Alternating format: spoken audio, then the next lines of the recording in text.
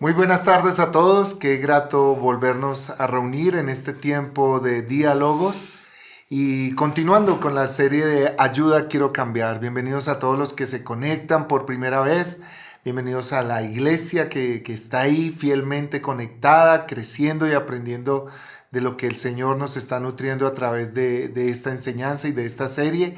Y qué bueno que estemos esta tarde aquí. Vamos a continuar con nuestro tema que dejamos pendiente la semana pasada, que dividimos en dos y que estuvimos tratando con el pastor Fabián la semana pasada y vimos aquellos medios de la gracia con los que Dios quiere obrar en nuestra vida. Pero la semana pasada estábamos tratando el tema de cuándo sucederá el cambio. Es una pregunta que para todos a veces nos agobiamos en ella. Y hoy vamos a continuar con esa segunda parte y quiero dar la bienvenida al pastor Norberto, que va a estar hoy con nosotros, capellán de nuestro liceo. Bienvenido, pastor. Pastor Carlos, buenas tardes para todos los que nos acompañan allá desde sus casas, desde su lugar de trabajo, su auto, donde quiera que estén. Buenas tardes para todos, el Señor les bendiga y qué grato poder acompañarte esta tarde en esta conversación, Pastor Carlos. Así, quiero entonces proponer que inicialmente hagamos como un resumen de lo que estuvimos viendo la semana pasada en este tema de cuándo sucederá el cambio, para así conectarnos con lo que con el pastor Fabián quedamos allí pendientes. Pero quisiera hacerte una pregunta, pastor Norberto, frente a esta pregunta, ¿cuándo sucederá el cambio? ¿Cómo ha sido tu experiencia en ese interrogante, ¿no? Y en esa experiencia de esperar el cambio en tu vida? En lo personal y en la experiencia, pues ha habido cosas que cambiaron rápidamente o que han aparecido a lo largo del tiempo, cosas negativas, cosas que no están correctas delante del perfil que el Señor nos presenta en la palabra y que han cambiado rápidamente. Pero también hay cosas con las cuales he tenido que luchar batallas largas, difíciles, para poder vencer. Y como hay cosas que aparecen en el camino, pues a veces uno tiene que pensar y luchar por mucho tiempo. Y no es algo que ya está terminado. Ninguno es producto terminado ya. Todos estamos en proceso. Hay cosas que, claro, al principio de nuestra vida cristiana, de mi vida cristiana, se fueron de una vez, llegó Cristo. Otras que tuve que luchar. Y como han venido apareciendo otras a lo largo de la vida, pues sigo en la lucha. Es decir, ahí estoy, ¿ya? Y es algo que es importante tener en cuenta, el factor tiempo, porque nuestra existencia está marcada por el tiempo. Entonces, hay cosas que podemos superar en corto tiempo, hay cosas que demandan otro nivel de tiempo y hay cosas que van apareciendo y tenemos que ver cómo las solucionamos y también el tiempo en que el Señor va a trabajar en nuestras vidas. Sí, realmente es una pregunta muy sujeta al tiempo, ¿no? ¿Cuándo sucederá el cambio? A veces es una pregunta con un sentimiento de frustración, con un sentimiento de derrota, de desesperanza, ¿no? Porque muchas veces creo que tenemos los estándares del cambio sujetos a lo que nosotros queremos. Y a veces no suceden los cambios como queremos, ¿cierto? Y entonces nos estamos haciendo esa pregunta, ¿cuándo sucederá el cambio? Pero en nuestra experiencia pastoral hemos visto que este cambio, la respuesta a esta pregunta es muy particular, ¿no? Primero hemos visto hogares, familias, parejas que han querido divorciarse y que han llegado en un momento a un tiempo de consejería y han querido divorciarse y vienen ya para disolverlo todo. Pero Dios de una manera especial obra ahí y viene el cambio de una, ¿no? Se perdonan, se reconcilian y nuevamente emprenden un nuevo camino. Personas que cuando conocen al Señor tienen cambios drásticos e inmediatos en su vida, ¿no? Pero también hemos visto otros que paulatinamente, como tú lo has dicho, ¿no? A medida que va avanzando en su vida, en su caminar de fe, tienen cambios en su vida. Otros, como el joven rico, que se acercaron y que hemos acompañado por mucho tiempo, hemos tenido procesos de consejería con ellos, pues no les vemos cambio, ¿no? Pero luego a los años aparecen por allá diciendo, por fin Dios obró en mi vida, ¿no? ¿Cómo ha sido tu experiencia pastoral en ese sentido, pastor? Sí, eso pasa, ¿no? Hay personas con las que uno tiene una conversación y lo entienden rápido y algo pasa en sus vidas. Hay personas que definitivamente dicen no quiero cambiar, o sea, no me sirve lo que usted me dice, no me sirve lo que está en la escritura. No, yo me quedo con lo mío y me quedo con mi decisión y adiós. Hay personas que van y escuchan y uno dice, pero le dije lo mismo, pero abrimos la misma Biblia, pero básicamente los mismos pasajes. ¿Y por qué no me escuchó a mí si escuchó a otro? Bueno, a veces Dios tiene tiempos, y las personas también tienen tiempos, nosotros también tenemos tiempos, y hay momentos en que estamos dispuestos a escuchar, hay momentos en que no estamos dispuestos a escuchar. Pero pensando en lo que hablabas ahorita, en un momento atrás, cuando no hay cambios, uno de los sentimientos que pueden venir al corazón es la frustración, ¿no? O sea, ¿para qué lo insisto? ¿Para qué sigo si no puedo? ¿Para qué insisto si Dios no ha hecho nada? ¿Ya? Pero recuerdo también que, no sé quién lo dijo, alguien, no sé si fue Churchill o algo así, dijo que una guerra no se gana en la retirada. Entonces, retirándose de una batalla no la vamos a ganar. Para ganar la batalla hay que persistir. Y a veces en la vida hay procesos, hay cosas en las que hay que persistir. Sí. En el tiempo, sin tener un límite, hay cosas que en el tiempo se van a dar. Hay cambios que se van a dar en el tiempo y no necesariamente porque no lo he logrado hasta aquí, no significa que el día de mañana no va a hacer Dios algo en mi vida y tampoco puedo yo hacer cosas que no me van a dar resultado. O sea, hay que darle tiempo al tiempo también. Así es. Y en ese tiempo, ¿cómo obra el Señor, no? Porque también la Escritura enseña que cuando va pasando el tiempo, aún el Señor está trabajando en nuestra fe, en que esa fe madure, en que esa fe crezca y se prepare aún para ese mismo cambio que se va a tener, ¿no? Quisiera invitarles, para continuar en nuestra introducción, a que vayamos a Filipenses, a la carta que el apóstol Pablo escribe a los Filipenses, y vamos a leer el versículo que es como base central para el desarrollo del tema de hoy, y que hemos venido desde el tema anterior, desde el episodio anterior trabajando. Está en Filipenses capítulo 1, versículo 6, y vamos a establecer unos principios bases de introducción para continuar con el tema de lo que hemos visto. Dice el apóstol en el versículo 6, estoy convencido precisamente de esto, que el que comenzó en ustedes la buena obra, la perfeccionará hasta el día de Cristo Jesús. Lo primero que debemos recordar, que tratamos en el episodio anterior, es que el que produce los cambios es Dios. Dios es el que comienza la obra y quien la termina. Dios es el que planeó nuestra salvación, el que ejecuta nuestra salvación y el que la completa. Asimismo, Dios es el que empieza la obra en nosotros, la desarrolla y la completará. Es lindo saber en este texto que Dios la va a completar.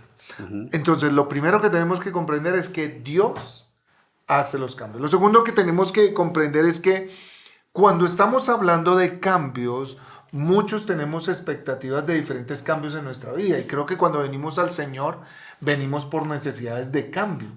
Pero Dios hace esos cambios en aquellos que ya han experimentado el cambio del Señor en la justificación, en la salvación y en la redención en Cristo. O sea, los cambios que Dios va a hacer es en sus hijos, en los creyentes, en su pueblo, ¿no? No puedo esperar cambios de Dios en mi vida si aún no soy parte de Él.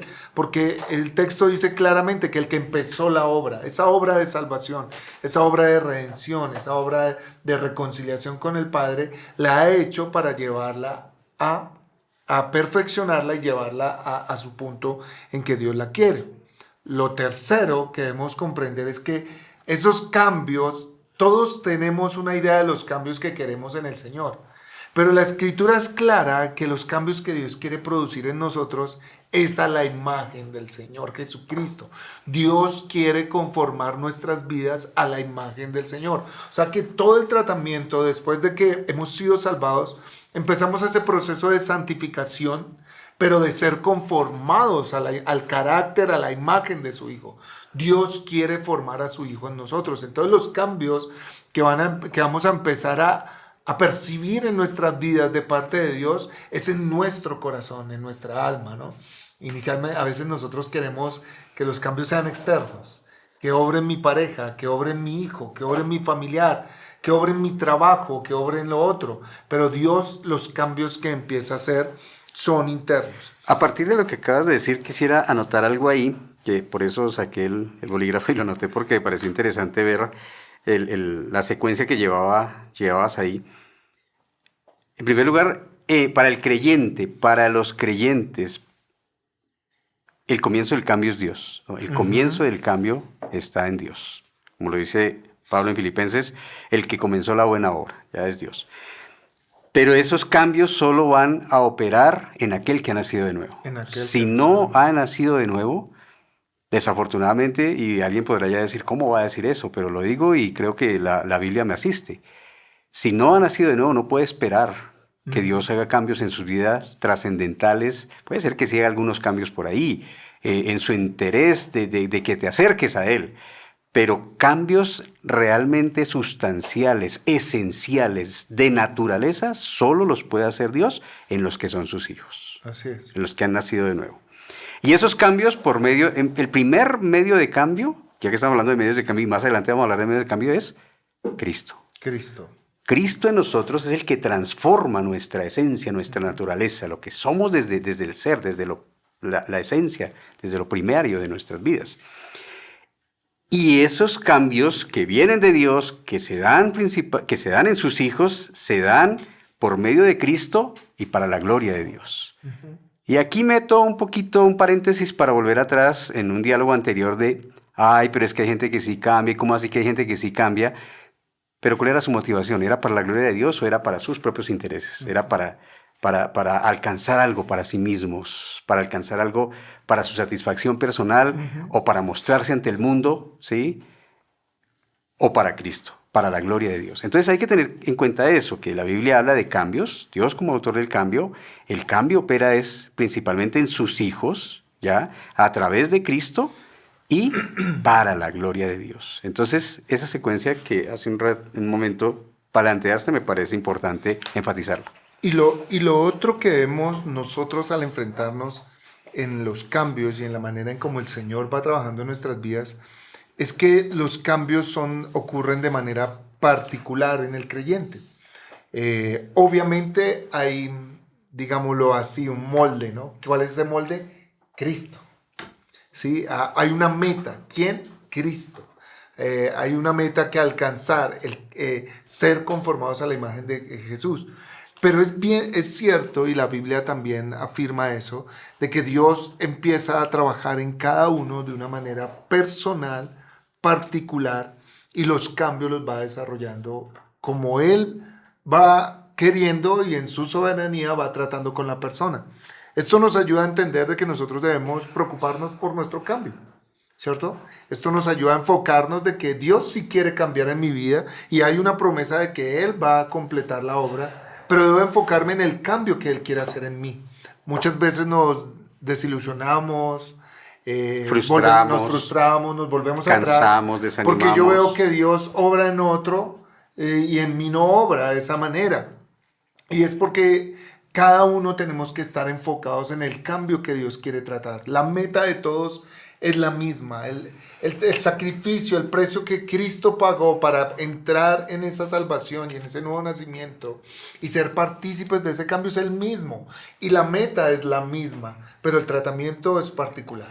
Una cosa que en los últimos años se ha venido trabajando desde la educación es eso, es entender que un maestro que tiene 30, 40 o 50 alumnos en un salón no puede pensar que todos adquieren el conocimiento de la misma manera o que todos avanzan al mismo ritmo, porque cada uno tiene unas características particulares, porque cada uno tiene un contexto particular, porque cada uno tiene unas experiencias particulares en su vida y en parte de lo que la educación últimamente digamos que enseña y trata de enfatizar en el trabajo de los docentes es: no piense que tiene ahí galletitas de molde y que va a hacer galletitas de molde. No, son seres humanos. Entonces también tenemos que pensar eso antes de frustrarnos, desanimarnos, agarrarnos con Dios, dejar la iglesia, dejar a Dios, dejar a todo el mundo. Es que cada uno es diferente. Que, no sé, una persona dio testimonio en la iglesia y dice, no, yo en 3 meses el Señor me cambió y me transformó completamente. Amén, gloria a Dios, fue a Él. El proceso con él es diferente, el proceso conmigo es diferente, las vivencias de esa persona son diferentes, las vivencias mías son diferentes, las vivencias tuyas son diferentes, Así es. las vivencias de Johan que está ahí atrás en el control son diferentes, en el máster es diferente, las vivencias de cada uno son diferentes y no podemos esperar que Dios nos vea y nos trabaje como galletitas de molde. No somos galletitas de molde, somos sus hijos y así como personas, yo por ejemplo no tengo la experiencia de tener sino una hija, pero los que tienen 2 o 3 hijos te van a decir eso, un padre te va a decir eso, te va a decir, no, es que el proceso con este fue una cosa, el proceso con el otro fue la otra y el proceso con el otro fue diferente. Así también es Dios con nosotros en el proceso de cambio. Y yo creo que eso debe ser alentador de saber que es un proceso personal, íntimo con Dios. O sea, que Dios no simplemente está tratando de establecer algo uniforme para todos y como a las malas meternos en el molde, sino que tiene un trato personal, íntimo, particular. Y eso en lo personal a mí me agrada porque sé que Dios va a tratar con lo mío. Y en muchas porciones vemos eso. Por eso el Señor Jesucristo nos enfatiza que antes de yo ir a quitarle la viga, la paja que tiene en el ojo mi hermano, quita primero tu viga para que después vea claramente y ahí sí lo ayude. No niega de que podemos ayudar al otro, pero trata primero con tu viga, ¿sí? Vemos también como en la parábola del sembrador, ¿cierto? Es la misma palabra que riega a todos, pero de acuerdo a la condición del corazón, si está lleno de pedregales, de espinos, ¿cierto? Si las aves vienen y roban, o si es una buena tierra, asimismo, esa misma palabra va a tener un efecto particular en cada persona. Y yo creo que eso debe animarnos en esta introducción a eso. Enfócate en lo que Dios quiere tratar contigo, en los cambios que quiere generar de manera particular. La meta es Cristo. Por eso Pablo decía, yo mismo no pretendo ya haberlo alcanzado, ¿no? Pero una cosa hago, ciertamente olvido lo que queda atrás y me extiendo a la meta. ¿Cuál es la meta? Ser conformado a la imagen de Cristo. Esa debe ser la meta de todos aquellos que queremos cambiar y concentrarnos en el cambio y entender la manera en cómo Dios produce esos cambios. Una cosita que quisiera anotar ahí, pastor, es que recordaba en estos días que en el Evangelio de Juan, viendo el Evangelio de Juan y viendo el desenlace final del Evangelio, cuando Jesús resucitado se aparece a la orilla del lago y les hace señas, los discípulos vienen y Pedro le dice a Pedro, bueno, me amas, me amas, me amas, y él dice 3 veces, bueno, la primera sí, la segunda, pero ya tú lo sabes, la tercera, pero ¿para qué te digo más? Y ya, Tú lo sabes todo. tú lo sabes todo. Pero él le dice algo que parece muy interesante, le dice, venga, ¿y ese qué? Juan. ¿Y Juan qué? Y entonces el Señor le dice, pero pues, ¿cuál es el problema? Y si yo quiero que él quede hasta que yo venga, ¿cuál es tu problema? Tú sígueme. Exacto, o sea, no pensemos que, porque eran 12 discípulos, Ajá. uno se fue a la perdición, lo traicionó, los otros 11 sí quedaron, pero cada uno tuvo desenlaces diferentes y desarrollos diferentes. Lo que yo quiero enfatizar aquí es, si alguien allá está escuchando y se siente desanimado porque hay algo que no ha cambiado, lo único que no debe hacer es darse por derrotado, es darse por vencido. O sea, de ahí en adelante, escuche lo que falta acá de este tiempo, pero no se vaya, no se dé por vencido. Sí. O sea, persista. Y enfóquese en lo que Dios está haciendo. Tenga claro que esto es misericordia, soberanía y gracia de Dios, que esto no es tampoco lo que yo puedo hacer, sino que también hay que tener en cuenta Dios su obrar en la misericordia, en la soberanía, en la gracia de Dios. Obviamente tiene que ver con mi responsabilidad. Si yo no pongo mi parte, Dios no me va a obligar a hacer lo que yo no quiero.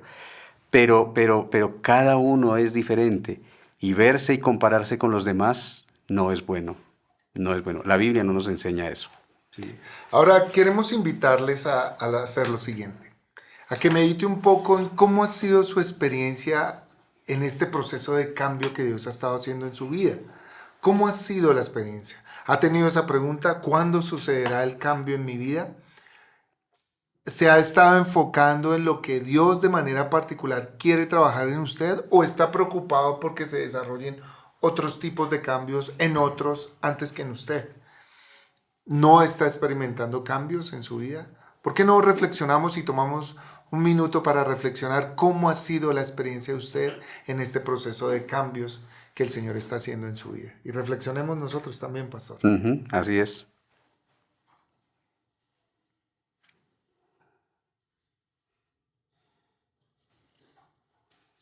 Bueno, ahora quiero que vayamos a nuevamente retomar el tema en el que quedamos el episodio pasado, donde estuvimos viendo cómo Dios provee esos medios de gracia para lograr el cambio.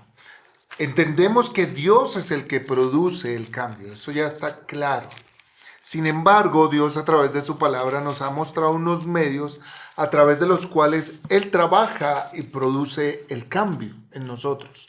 Nuestra responsabilidad como creyentes, porque eso no anula nuestra responsabilidad, el simplemente pensar que Dios hace el cambio, entonces yo tengo que, esperar que Dios haga el cambio. No, Dios nos asigna una responsabilidad donde nosotros tenemos que acceder a esos medios que Él provee, usar esos medios que Él provee para que nosotros nos expongamos a Él y Él allí produzca los cambios.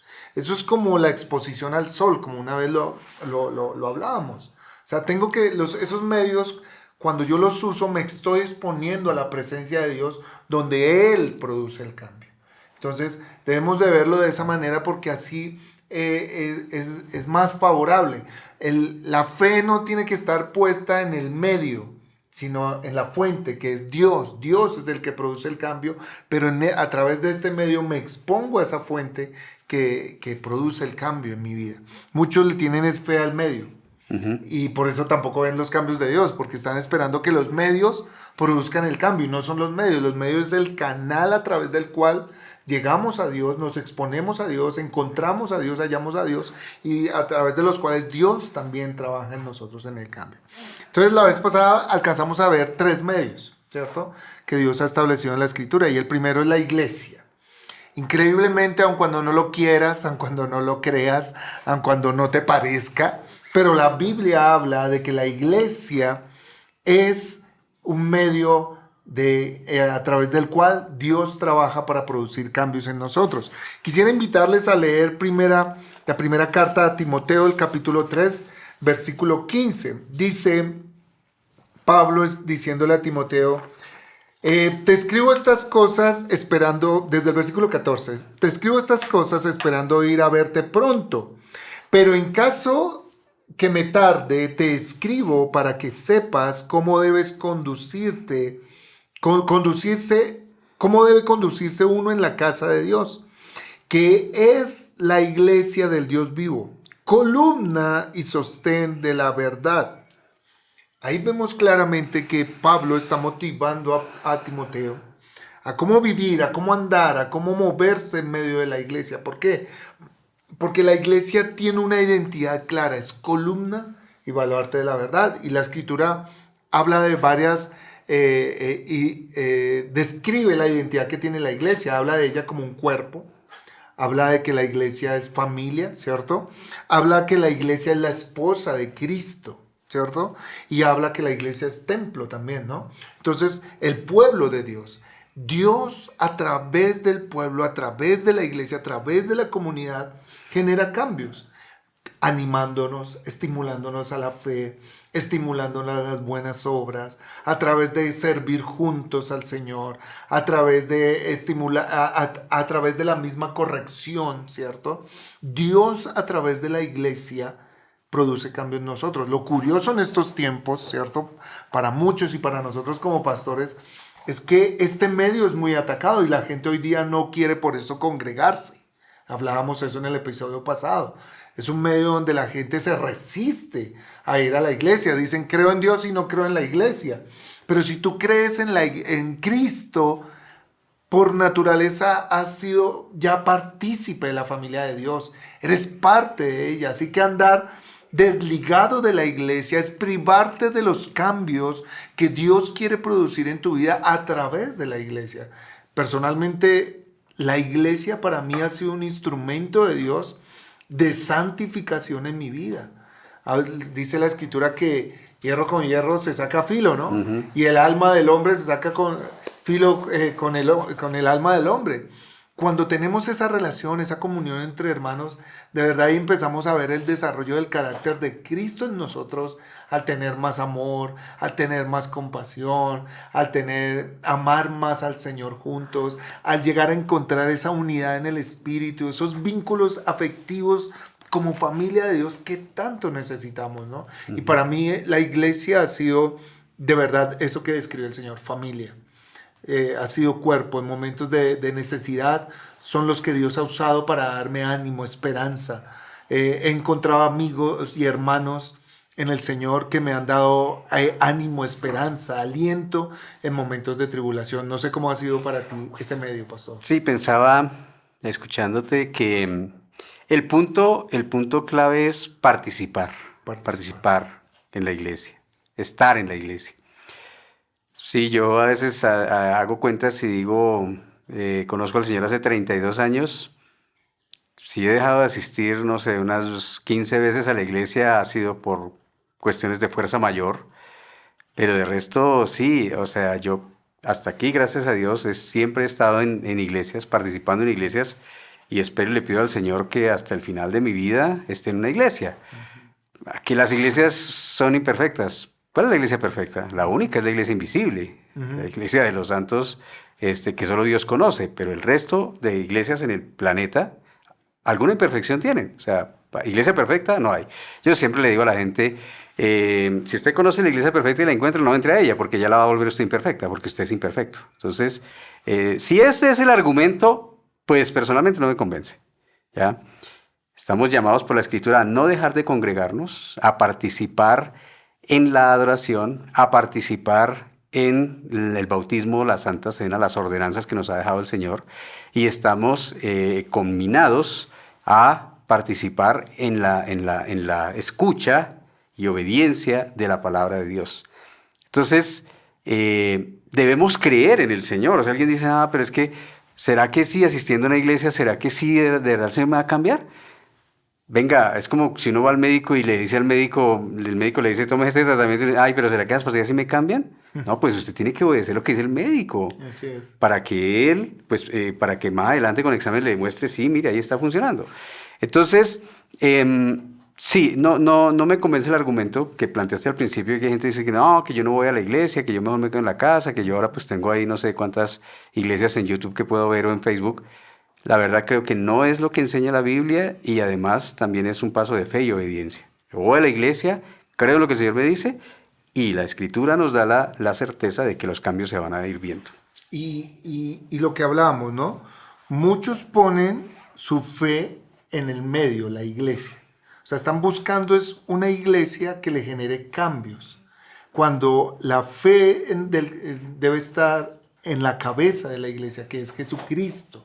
Y yo, como lo dices, participo de esa iglesia porque me expongo allí a Cristo, porque el principio es que Dios habita en medio de su pueblo. Uh-huh. Dios habita en medio de las alabanzas de su pueblo.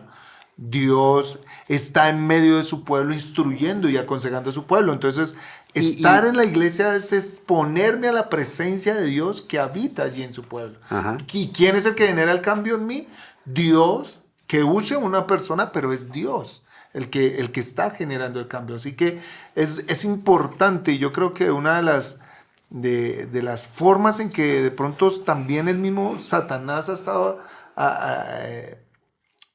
evitando que la iglesia llegue a esa meta de ser conformada a la imagen de Cristo, es que han puesto su mirada en la iglesia, en las personas, y obviamente todos somos redimidos, rescatados, todos estamos en procesos de cambio, no somos perfectos, y nos desenfoca de saber que en la iglesia está el Señor, de que en la iglesia está la presencia de Dios, de que allí me encuentro con el Dios que dice que el que comenzó la buena obra en mí, la va a perfeccionar, y sí, puedo usar a un hermano, puede ser a un pastor, puede usar a un siervo que está allí para cambiar. Pero principalmente usa la Escritura, ¿no? Usa la palabra, que es el otro medio de cambio, que es la Escritura, ¿no? Ese es el segundo medio de cambio, la Escritura. Ese es el segundo medio de cambio. Quiero citar solamente para citar, no para extenderme acá, en el Salmo 19, donde el salmista dice, en el versículo 7, por ejemplo, Salmo 19, 7, la ley de Jehová es perfecta, es la que convierte el alma, el testimonio de Jehová es fiel, que hace sabio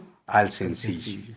Está claro, es la palabra de Dios que puede ser en la predicación de la iglesia, puede ser escuchando estos diálogos, puede ser en su meditación personal propia, que usted llega a una convicción y ve que Dios obra, es ella la que convierte el alma y la que nos da sabiduría en medio de nuestra sencillez. Entonces, pensando en ese segundo elemento o medio de cambio, la palabra, la importancia de la palabra en nuestras vidas. Es un medio que lo encontramos en la iglesia y en nuestra vida íntima y personal, ¿no?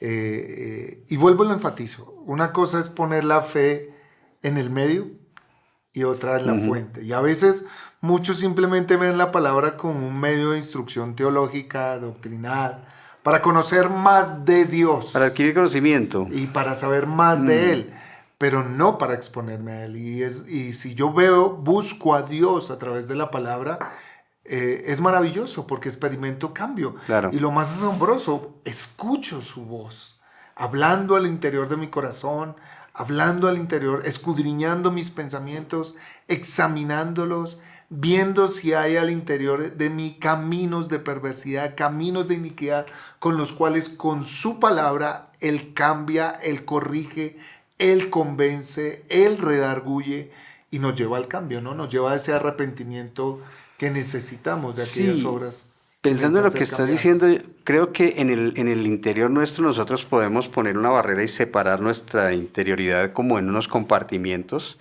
Y entonces, listo, yo puedo con mi mente, con mi razón, escudriñar la Biblia y adquirir un conocimiento de este Dios de la Biblia, digamos, bueno, aceptable, manejarlo, enseñarlo, compartirlo, analizarlo con otros, reflexionarlo. Pero si no dejo que ese conocimiento salga de la parte de la razón solamente, como de la gavetita de la razón, y no sé, de alguna manera tome todo mi ser. Se apodere. Exacto, se apodere, empiece a trabajar, a transformar, que es lo que dice Pablo en Romanos 12, transformaos por medio de la renovación de vuestro entendimiento. Si no dejo que la palabra empiece a transformar, sino que lo mantengo solamente dentro de la gavetita de conocimiento, yo sé mucho de Dios. Una de las cosas que me impactan de los exalumnos que a veces vienen a compartir conmigo, que vienen a contar experiencias de la universidad, dicen, Cape, tengo un profesor de teología, porque algunas universidades en el primer semestre les dan una cátedra de acuerdo a la universidad, que tiene trasfondo religioso, es un profesor de teología ateo. Y eso me suena a círculo cuadrado, pero sí existe. Entonces yo puedo llegar a ser uno de esos, yo puedo llegar a ser un gran teólogo sin ser hijo de Dios. Claro. Y eso no es eso la esencia y la intención de Dios a través de su palabra. La intención de Dios a través de la palabra es transformar mi vida volvemos al principio, a la imagen de Cristo para la gloria de Dios. Entonces, sí, hay que pensar eso, no solamente quedarnos en la reflexión, sino pensar realmente y dejar que la palabra trascienda mi vida y cambie mi esencia, mi ser. Y lo importante de participar precisamente de esos espacios donde la iglesia expone este medio. Los espacios, uno, de los tiempos de culto donde nos congregamos y vemos la exposición de la palabra. Pero dos, los espacios de estudio bíblico. Son espacios donde uno crece, donde uno es renovado en la manera de pensar, donde es transformado en su manera de pensar y renovado en su entendimiento. ¿Por qué? Porque me estoy exponiendo a la palabra. Bien dice el Salmo 1 que bienaventurado aquel que medita de día y de noche en este libro de la ley y tiene un cambio y tiene un fruto. Será como un árbol plantado junto a corrientes de agua cuya hoja no cae. Entonces es lindo que siempre a través de la palabra de Dios vamos a experimentar cambios. Va a haber consuelo, va a haber ánimo, va a haber afirmación de nuestra fe en Él. Así que es importante ese segundo medio, la escritura. Entonces el primero es la iglesia, el segundo es la escritura y el tercero es la oración. ¿Cierto? La oración también es otro de los medios que Dios ha provisto para generar cambios en nosotros. Mira lo que dice Mateo capítulo 7, versículo 7. El mismo Señor Jesucristo nos invita a orar. Pidan y se les dará. Busquen y encontrarán. Llamen y se les abrirá. El Señor Jesucristo siempre invitó a orar. Es más, para los discípulos, lo que más le pidieron a Jesús que les enseñara, ellos mismos le pidieron al Señor, enséñanos a orar. al parecer, cuando los discípulos veían al Señor Jesús orar, era de una forma muy distinta, muy diferente a la manera en como ellos lo realizaban. Ellos podían palpar esa comunión con el Padre. Ellos podían palpar esa intimidad, esa relación, esa conexión con el Padre, que por eso le pedían, enséñanos a orar. Y es curioso que el Señor empieza diciendo, Padre nuestro, con un tema de intimidad. Claro, y la cita que acabas de traer a colación acá, pidan y se les dará, busquen, encontrarán, llamen y se les abrirá, Mateo 7:7, está dentro del Sermón del Monte. Ajá. Y el Sermón del Monte está enfatizando, ¿qué? ¿Qué está enfatizando? La pobreza de espíritu, la humildad, la misericordia, la pureza del corazón. Porque a veces la oración se nos convierte en, Señor, mira mis necesidades o mira mis anhelos y mis deseos. ¿Ya? Señor, quiero esto, ayúdame con mi proyecto. Provéeme. Sí, a veces ni siquiera es provisión, a veces es, quiero esto. Tengo una casa, pero quiero uno más grande. Porque también por ahí a veces algunos me han enseñado de que el Hijo de Dios debe vivir con ciertas características y nos dejamos meter ese gato por liebre. Ajá. Entonces, una que a veces no oramos. Quizás vamos a la iglesia, escuchamos la palabra, leemos la palabra, pero no hay oración. No hay oración. O la oración es eso, es simplemente dame, quiero, ayúdame a cumplir. Pero no le estamos diciendo, Señor, necesito ser más pobre en espíritu. Necesito ser más humilde. Necesito tener más misericordia, necesito más pureza en mi vida. Y que la oración vaya en ese sentido. Porque puede ser que sí hay oración, pero si la oración es en el sentido de adquirir cosas y no de lo que realmente necesito para estar en la presencia de Dios y ser agradable delante de Él, pues creo que aunque ore, no estoy haciendo las cosas como debería. Y nuevamente, a veces tenemos puesta la mirada en el medio, la oración, como un ejercicio donde yo le voy a torcer el brazo a Dios, ¿no? O sea, yo tengo que orar para que Dios haga lo que yo quiero, ¿no? Pero no, aquí la oración y todos estos medios que Dios has puesto es para entrar en esa relación, en esa intimidad con Dios. Una cosa es como tú lo estás diciendo, cuando yo me acerco a Dios partiendo de lo que yo quiero, yo necesito y yo requiero. Pero otra cosa es cuando yo vengo, heme aquí. Aquí estoy para conocerte, aquí estoy para entenderte, aquí estoy para que tú obres en mí. Para que la meta, Cristo, Señor, ¿qué falta de mí en mi vida de Cristo? ¿Qué falta en mi carácter de Cristo? ¿Qué falta en mi manera de pensar de Cristo? ¿Qué falta en mi manera de actuar, de vivir frente a mis vivencias? ¿Sí? ¿Qué me falta de Cristo, Señor? En mi trabajo, en mi vida de familia, en mi vida como padre. Hoy día que yo estoy en esta experiencia de padre y voy a la presencia de Dios, me doy cuenta cuánto me falta del Padre en mí para ser un buen padre.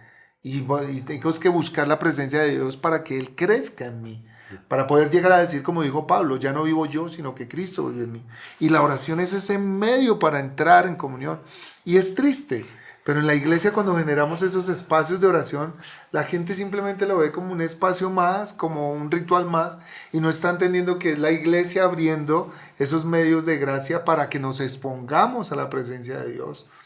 Por eso tenemos el tiempo del domingo de la oración, es para eso, para exponernos ante Dios y venir. Las rodillas de mamá y papá son tiempos para ir a la presencia de Dios como padres y exponernos a su presencia para venir allí.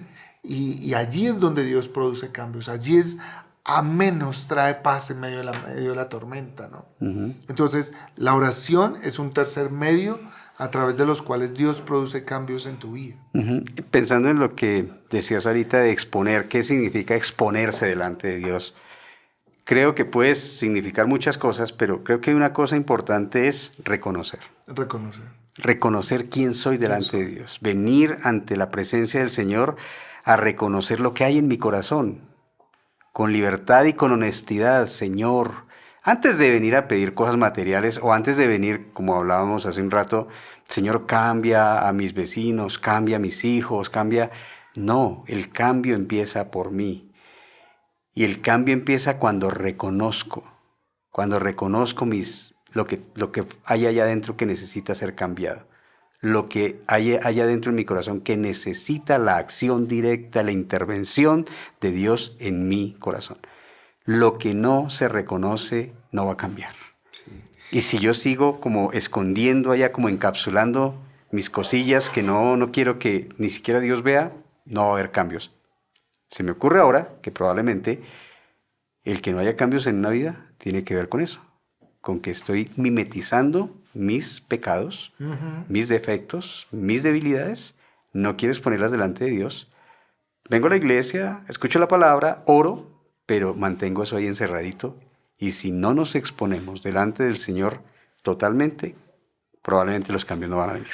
Sí, y la verdad, alguna vez leía un artículo sobre un teólogo muy conocido, muy famoso, pero que, como tú lo dices, no le dio importancia a ciertas áreas de su vida y cayó en pecado. Y en el artículo decían, podemos exponernos a la palabra de Dios, podemos exponernos a la iglesia, podemos estar en la iglesia, podemos orar, practicar estos medios, practicarlos. Pero si no somos conscientes que es a través de ellos que debemos encontrarnos con un Dios santo, no vamos a experimentar ese cambio. O sea, a veces podemos practicar estos medios, pero no encontrarnos con Dios, porque mi enfoque está en practicar el medio, más no usar el medio para encontrarme con Dios. Yo puedo tener un carro para ir al trabajo. ¿Cuál es la finalidad? Ir al trabajo. Pero yo puedo tener el carro y pasear con el carro y con el carro, pero nunca fui al trabajo. Así puede suceder con estos medios. Entonces, cuando nosotros nos exponemos a un Dios santo, cuando nos encontramos con un Dios santo, créeme que hay cambios. Empiezan a ocurrir los cambios en nuestra vida. Estos fueron los 3 medios que tratamos en el capítulo anterior. Y ahora vamos a continuar con 2 más de los medios que Dios provee y a través de los cuales Él también trabaja en nosotros. Y uno es, el cuarto, son las pruebas. Miremos lo que dice el Salmo 119, versículos 67 y 71. Dice, antes de sufrir anduve descarriado, pero ahora obedezco tu palabra. El versículo 67. Y el versículo 71 dice, me hizo bien haber sido afligido, porque así llegué a conocer tus decretos.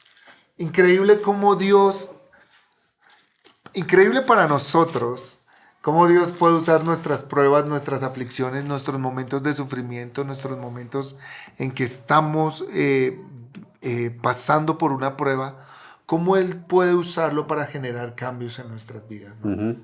Sí, de alguna manera, esto que dice el salmista, a mí me gusta un poco más la versión Reina Valera. Dice en el 119, Salmo 119, versículo 71, bueno me es haber sido humillado. Bueno. En algún punto de su vida el salmista, no sé si esto tiene que ver con la madurez de la vida, pero yo me identifico con el salmista. Y puede ser que en el momento en que fui humillado me sentí mal y como que rechacé a Dios y me resistí porque, ¿cómo así? ¿Por qué me vas a humillar? ¿Por qué me vas a quebrantar así? Pero ya cuando quizás algunos calendarios han pasado, uno voltea a mirar atrás, tenías toda la razón, yo era el errado. Fue bueno. Sí, fue bueno que me quebraras, fue bueno que me humillaras, fue bueno que agacharas mi cabeza, que me quebraras la cerviz. Fue bueno, eso me sirvió. ¿Para qué? El salmista dice, porque ahí aprendí de tus estatutos, porque ahí aprendí de tu palabra. Yo estoy seguro, estoy convencido que Dios está trabajando en sus hijos. Lo que pasa es que hay hijos que son tercos, ¿ya? Y son obstinados. Y yo creo que a veces Dios dice, bueno, yo ya contigo tuve paciencia, como a Israel, ¿no? Así es. Israel es un ejemplo de un hijo, porque el Señor lo llama así, mi hijo Israel, mi hijo Efraín, a ti te he llamado, que tuvo que darle muchos años y le dio una vez con los jueces, nada, con los reyes, nada, con los profetas, nada, hasta que le dijo, no más, ya te entrego a Asiria y te entrego a Nabucodonosor, a Babilonia, y fue la única forma que les curó la idolatría. Cuando el pueblo regresa del exilio, jamás volvieron al tema de la idolatría, que había sido un problema toda la vida. Entonces a mí me parece que Israel es una buena ilustración de esto. Me parece que Israel es eso, es el Señor lo metió en pruebas, en pruebas, en pruebas, y le fue subiendo el nivel, pero como Israel no hacía caso y era durísimo de servir, pues hasta que le tuvo que llevar al exilio para que pudiera de verdad aprender el estatuto del Señor. Entonces las pruebas son un Bravo. medio que Dios usa. Puede ser que nos parezca o no, nos guste o no, eso ya es cuestión de cada uno, qué pena con cada uno. Pero yo he aprendido, Señor, si es la única manera que hagas cambios en mi vida a través de las pruebas, aquí estoy. Y, y importante ese tema que pones de la terquedad nuestra, ¿no? En el cambio, ¿no? Que si los tres primeros medios que vimos son medios como de fácil uso, ¿cierto? De fácil acercarnos, como la prueba también es usada para acercarnos, ¿no? En un salmo el Señor le dice al salmista cuando perdona su pecado, creo que es el Salmo 32, si no me equivoco, dice que no seas como el mulo sin entendimiento, que tienen que ponerle freno porque si no, no se acercan a ti. Puede que los primeros tres medios no los usemos, ni vamos a la iglesia, ni oramos, ¿cierto? Ni leemos la escritura. Las pruebas nos hacen acercarnos a Dios, ¿cierto?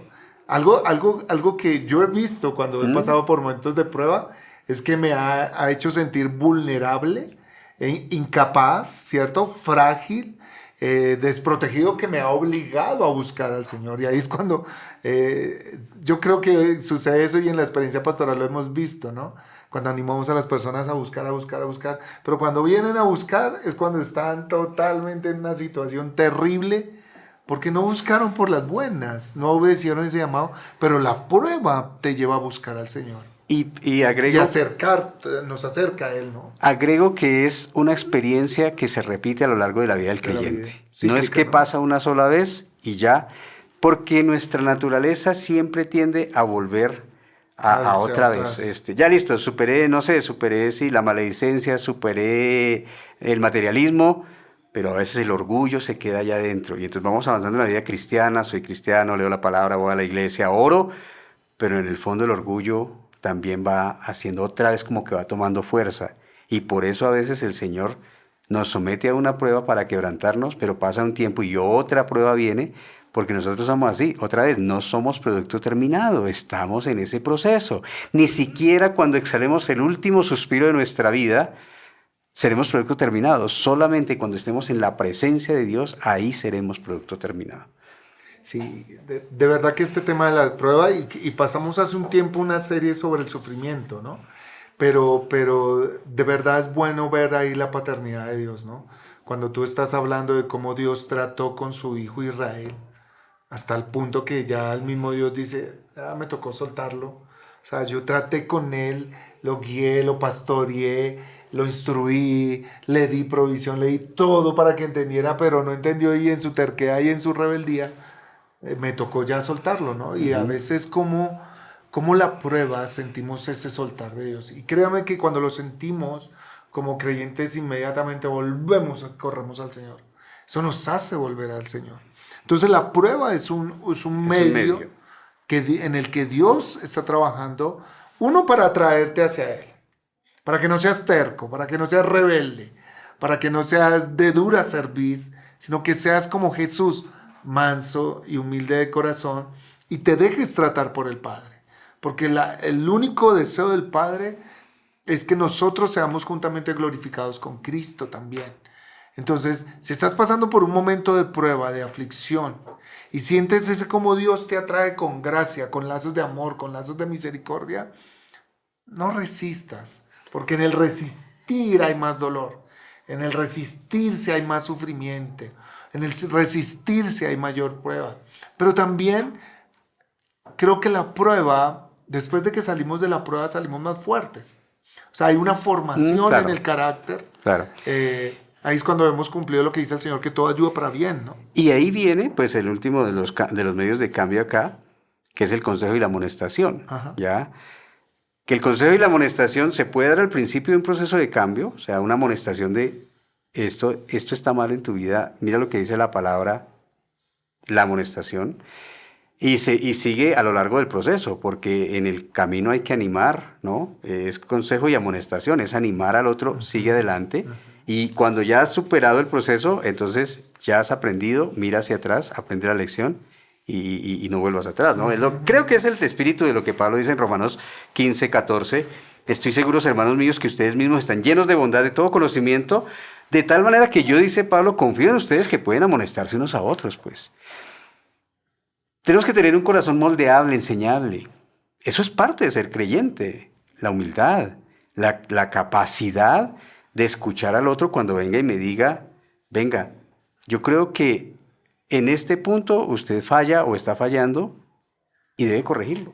Fue lo que hizo Natán con David. Yo me imagino siempre que hablo este tema con los chicos en uno de los niveles del bachillerato, yo creo que Natán le temblaban las piernas, porque estaba delante del rey y el rey lo había podido mandar a encarcelar mínimo o haberlo podido mandar a matar. Cuando él le tiene que decir, tú has pecado con una mujer que no es la mujer tuya. Entonces, si no estamos dispuestos a escuchar a los hermanos, a escuchar al pastor, a escuchar a otro que Dios quiere usar para generar ese proceso de cambio, para afirmar ese proceso de cambio, para animar en esos procesos de cambio, pues estamos haciendo las cosas como deben ser. Porque ese también es un medio de cambio que Dios usa, ¿no? No es solamente, ya hemos hablado, la iglesia, hemos hablado la palabra, hemos hablado la oración, hemos hablado las pruebas, y el consejo, la amonestación es parte también de estos medios de cambio. Mira lo que dice Gálatas capítulo 6, versículos 1 al 2. Hermanos, está hablando a toda la iglesia, ya sé que es estamos una comunidad, incluidos nosotros. Familia. Estamos incluidos ahí. Aún si alguien es sorprendido en alguna falta, ustedes que son espirituales, restáurenlo en un espíritu de mansedumbre, mirándote a ti mismo, no sea que tú también seas tentado. Lleven los unos las cargas de los otros y cumplan así la ley de Cristo. Porque si alguien se cree que es algo, no siendo nada, se engaña a sí mismo. Es valioso como el Señor a través del apóstol Pablo nos está invitando a cumplir este segundo medio de buscar consejo y permitir ser amonestado. Nosotros todos tenemos una lucha con el pecado. Todos tenemos una lucha con la carne. Todos vivimos conflictos con el mundo y todos vivimos ataques del enemigo. Pero es lindo porque en la amonestación hay una expresión de amor del Señor. Porque si yo amo a mi hermano y veo que va por una senda donde el pecado le va a hacer daño y yo no le amonesto, no estoy amando a mi hermano, sino le corrijo de su error. Pero lo otro es que también yo tengo que ser como tú lo estás diciendo, ser vulnerable y aprender a recibir amonestación, porque de esa manera Dios también está formando mi carácter y está formando mi vida para que sea conformada a la imagen de Cristo. Y hoy día a muchos nos cuesta esto. Este versículo que dice, lleven los unos las cargas de los otros y cumplan así la ley de Cristo. Increíble. A muchos no les gusta compartir sus luchas, sus cargas, porque no quieren que otros las lleven. Y estamos dejando de cumplir el mandato de Cristo de amarnos unos a otros. Las dos cosas. Yo voy a poner un ejemplo sencillo, ¿ya? Porque lo vivo casi todo el tiempo. Es una lucha. Yo a veces tengo clases a primera hora con algunos grupos. La entrada al colegio es a las 6:45. El comienzo de la primera hora de clase es a las 7 de la mañana. Yo a las 7 de la mañana cierro la puerta y arranco mi clase. Y tengo alumnos que viven cerca al colegio que llegan tarde. Y yo les digo, pero esto es inaceptable. Las caras, la molestia. Claro. Actividades de padres, 7 de la mañana. Llegan tarde.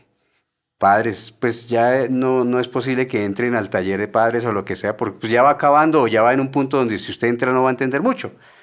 La cara, pero es que voy a sacar a mi hijo del colegio, pero es que esto es inaceptable. Pues, en la iglesia. Hermanos, pero el culto empieza a las 10. Con todo respeto para los que están allá, yo no entiendo por qué hay gente que llega casi al amén. A la No mente. entiendo. Es una cosa sencilla, o sea, no estamos hablando de que va a perder la salvación por eso. Pero si a veces no nos dejamos corregir en cosas tan sencillas, mucho más complicado va a ser en otras cosas más fuertes. Una es esa, la otra es lo que tú decías. Me cuesta, y puede ser que sí hay razones de fondo, porque puede ser que son cosas muy delicadas, compartir mis cargas con otros para que me ayuden a encontrar ese cambio. Porque puede ser, otra vez digo, cosas delicadas. Entonces, son realidades que están ahí. Lo que puse de ejemplo de la puntualidad, eso ya es dureza de corazón o no sé, falta de humildad. O sea, lo otro es, alguien en la iglesia debe haber con quien puedas compartir tu carga. Pues no puedes decir que no, es que no hay nadie en la iglesia que me pueda ayudar. Eso creo que no está bien en el espíritu de humildad y de corrección que la palabra nos plantea. Es cierto. Y es increíble a veces cómo nos dejamos minar nuestros pensamientos con ideas erróneas. Yo he escuchado de los mismos jóvenes a veces cuando dicen que en la iglesia no tienen amigos, pero uno ve sus círculos de amigos y afuera tienen más amigos con personas que no son creyentes. Entonces algo pasa en el corazón de ese joven que en verdad no ve la iglesia de Dios como su amiga. Algo está pasando en la relación con Dios que no ve a sus hermanos como hermanos, ¿no? Ujú. Y es valioso lo que tú dices. ¿Por qué? Porque para eso Dios dice que Él instituyó pastores, para que precisamente aconsejen, para que precisamente guíen el rebaño, para que precisamente la iglesia y cada uno tenga un espacio íntimo con un pastor donde puedas poner sus cargas, donde puedas poner sus necesidades y reciba consejo bíblico. Porque nosotros como iglesia practicamos la consejería bíblica, ¿sí? Lo que dice el Señor no está en decir lo que nosotros como personas creemos, sino lo que Dios cree y pide de ti. Así que este es un medio a través también en el que me expongo a Dios, que no es fácil porque miro primeramente el medio, a la persona.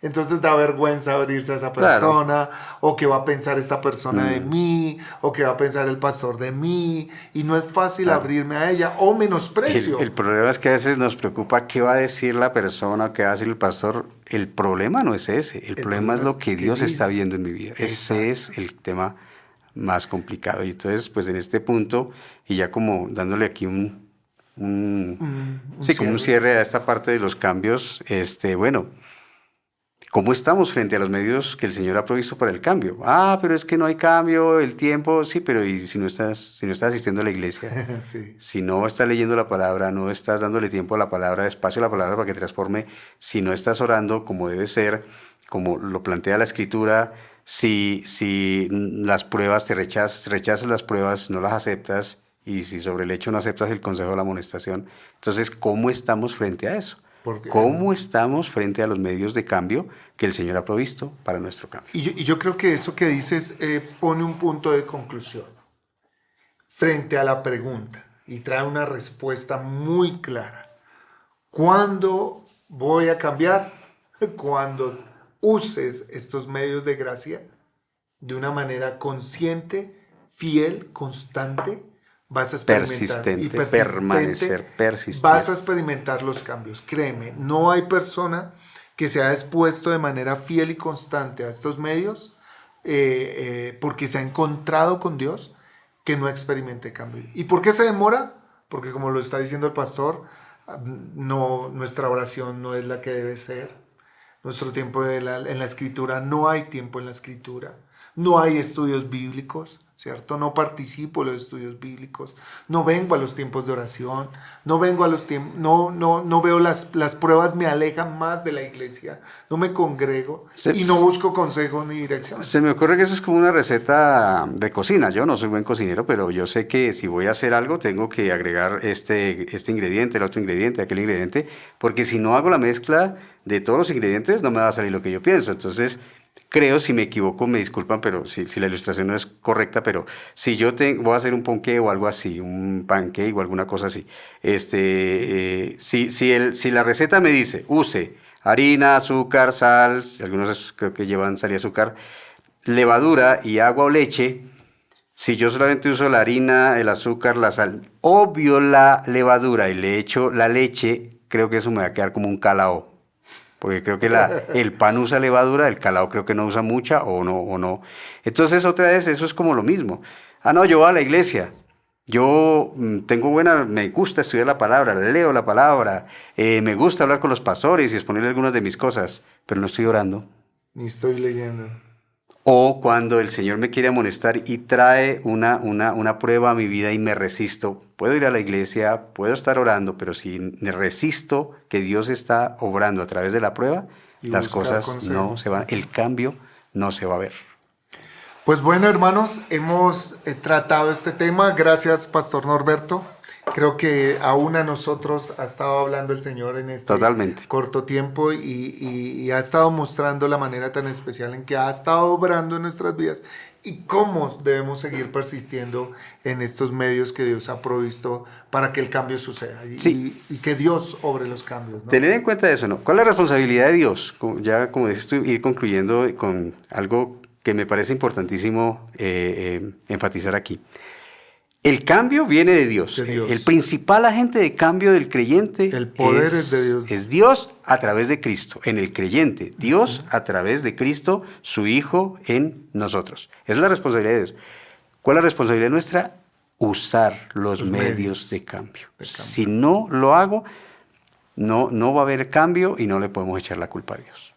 Así que esperamos que este próximo domingo nuestro tiempo de oración esté lleno de la presencia de sus hijos, viniendo aquí a Dios, estar allí en medio de iglesia, estar allí escuchando la palabra del Señor, buscando consejo, buscando dirección, y si estás en pruebas, pues viniendo y acercándote al Señor para que como a través de la iglesia, a través de la palabra, a través de la oración y a través de un consejo pastoral puedas recibir cambios en tus vidas. Así que les animamos a participar este domingo de nuestras reuniones, a conectarse en los diferentes medios de las redes que tenemos y a no olvidar que Dios, que el que comenzó la buena obra, la perfeccionará hasta el día en que el Señor Jesucristo venga. Un abrazo, gracias Pastor Norberto, bendiciones. A ustedes, gracias a todos los que han estado ahí, nos han acompañado y una linda noche para todos. Dios los bendiga, hermanos. Nos vemos el próximo miércoles en el siguiente capítulo de nuestro tiempo de diálogos.